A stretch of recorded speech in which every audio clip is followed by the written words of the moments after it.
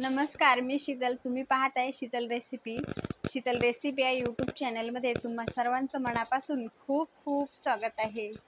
तर आज आपण ब्रेकफास्ट रेसिपी बघणार आहोत. तर तेही कच्च्या बटाट्यापासून आणि अगदी 5 मिनिटात बनते. तर ही रेसिपी अगदी झटपट होते, खायला खूप छान लागते. एक वेळेस बनवली तर नेहमीच बनवाल अशी ही रेसिपी आहे. चला तर पाहूया, वेळ न घेता रेसिपीला सुरुवात करूया. ब्रेकफास्ट रेसिपी आपली इथे बनवून तयार आहे. तुम्ही बघू शकता खूपच छान झालेली आहे.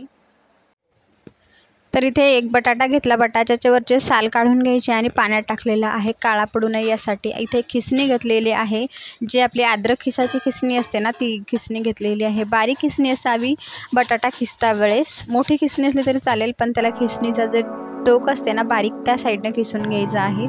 तर ही घेतली तर उत्तम. तर बघा, अशा पद्धतीने इथे मी आलू खिसत आहे.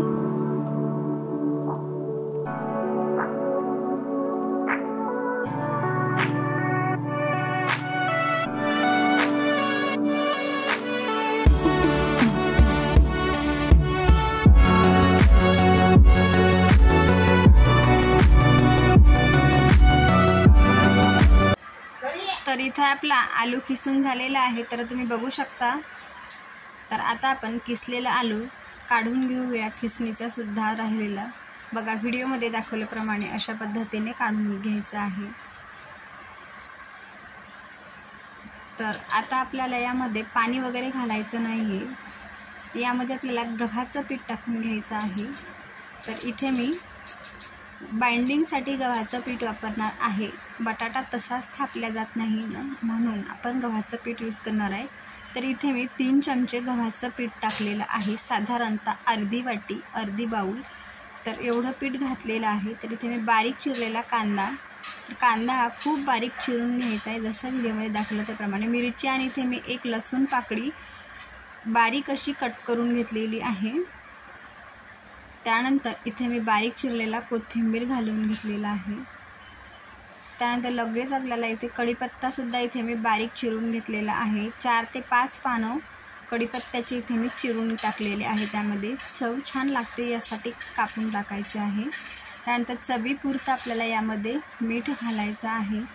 मिठाचं प्रमाण हे तुम्ही तुमच्या आवडीप्रमाणे कमी जास्त करू शकता. त्यानंतर मी अर्धा चम्मच चिली फ्लेक्स घातलेला आहे. जर तुमच्याकडे चिली फ्लेक्स नसेल तर तुम्ही लाल तिखट घातलं तरीही चालेल. तर बघा, हाताच्या सहाय्याने एकजीव करायचा आहे. पाण्याचा वापर करायचा नाही कुठे. पाणी लागणारच नाही आहे, कारण तर बटाट्यालाच मॉइश्चर सुटलेलं असतं. तेच आपलं हे पीठ असं सोकून घेते. तर तुम्ही बघू शकता अगदी ओलावा आलेला आहे आपल्याला या पिठाला, बटाट्याचाच. तर तुम्ही बघू शकता असं छान असं एकजीव करून घ्यायचं आहे. तर तुम्ही आपल्या चॅनलवर नवीन असाल, शीतल रेसिपी पहिल्यांदाच पाहत असाल, तर शीतल रेसिपी या चॅनलला सबस्क्राईब करा व तसेच बाजूला बेल आयकन आहे, म्हणजेच घंटीचं बटन, तेही प्रेस करा. म्हणजे जेव्हा मी व्हिडिओ अपलोड करते ना, तेव्हा सर्वात आधी नोटिफिकेशन हे तुम्हाला मिळेल आणि सर्वात आधी व्हिडिओसुद्धा पाहायला मिळेल. तर तुम्ही बघू शकता. तर इथे मी हळद पावडर टाकायची विसरली होती. तिथे मी अर्धा चम्मच हळद पावडर टाकून घेतलेलं आहे आणि ते सुद्धा छान असं एकजीव करून घ्यायचं आहे. हळद पावडर छान असं मिक्स होईपर्यंत इथे मी आता मिक्स करून घेणार आहे. तर तुम्ही बघू शकता. आणि हो, तुम्हाला हा व्हिडिओ थोडा जरी आवडला असेल तर लाईक करा आणि जास्तीत जास्त शेअर करायला विसरू नका. ही रेसिपी पाहण्यासाठी अगदी तुम्हाला 5 ते 6 मिनटं लागणार आहेत. तेवढ्याच वेळात ही रेसिपी बनूनसुद्धा तयार होते. तर ही रेसिपी बनवल्याच्या नंतर जरूर मला कमेंट करा की ही रेसिपी तुम्हाला कशी वाटली. तर बघा, आपल्या इथे डो बनवून तयार आहे. तर अशा पद्धतीचा. तर आपल्याला ना बेलन ना पोळपाटची गरज आहे. तर इथे मी तवा गरम करायला ठेवलेलं होतं. त्यावर 1 ते 1.5 चम्मच तेल टाकून घेतलेलं आहे आणि ते चम्मचनं तेल असं सगळीकडे फैलून घ्यायचं आहे, म्हणजे जेणेकरून आपण जो पराठा टाकणार आहे तो खाली चिटकणार नाही यासाठी. तर आता जेव्हा आपण तो पराठा थापणार आहे त्यावेळेस आपल्याला गॅसची फ्लेम ही लो ठेवायची आहे, लक्षात ठेवायचं आहे. पराठा थापता वेळेस हाताला थोडंसं पाणी लावून घ्यायचं, म्हणजे आपला हात पाण्यात बुडवायचा आणि त्यानंतर इथे असा थोडासा गोळा घ्यायचा आणि तव्यावर थापायचा, म्हणजे ते आपल्या हाताला चिटकत नाही आणि थापण्यासाठी आपल्याला अगदी सोपं जाते। तर वरतून असं थोडंसं तेल घालून घ्यायचं चमच्यानं आणि हा जो पराठा आहे ना असा खूप असा दाबून दाबून असा शेकत राहायचा, म्हणजे तो खालून आणि वरच्या साईडनं खूप चांगला शेकला जातो। बघा व्हिडिओमध्ये दाखवल्या त्याप्रमाणे आता इथे मी साईडला थोडंसं तेल आहे म्हणून इथे थोडंसं दाबून घेत आहे आणि आता मी त्यानंतर इथे मी आपल्या इथे सेंटरमध्ये आणणार आहे। तर बघा अशाच आपल्याला याच्या ज्या साईड आहेत, बाजू आहेत, खालच्या आणि वरच्या अशा दाबून दाबून घ्यायच्या आहे। जेवढा आपण दाबून शेकला ना तेवढा चांगला आपला इथे पराठा शेकला जातो, नाहीतर तो आतमध्ये कच्चा राहतो।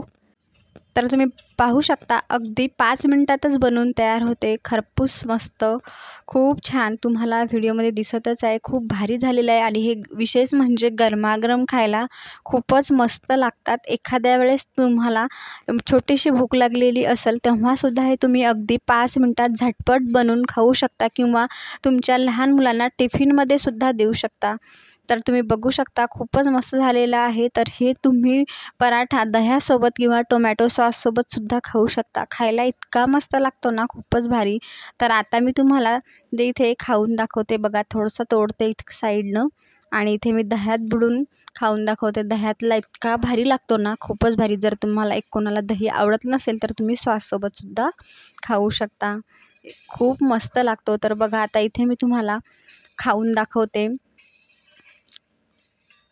आहा, तोंडास टाकताच एवढी जबरदस्त टेस्ट झालेली आहे, खूपच मस्त की अगदी 2 मिनिटात फस्त करावेसे असे वाटणारे इथे पराठे झालेले आहेत। तर नक्कीच बनवा तुम्हीसुद्धा आणि हो, तुम्हालाही माझी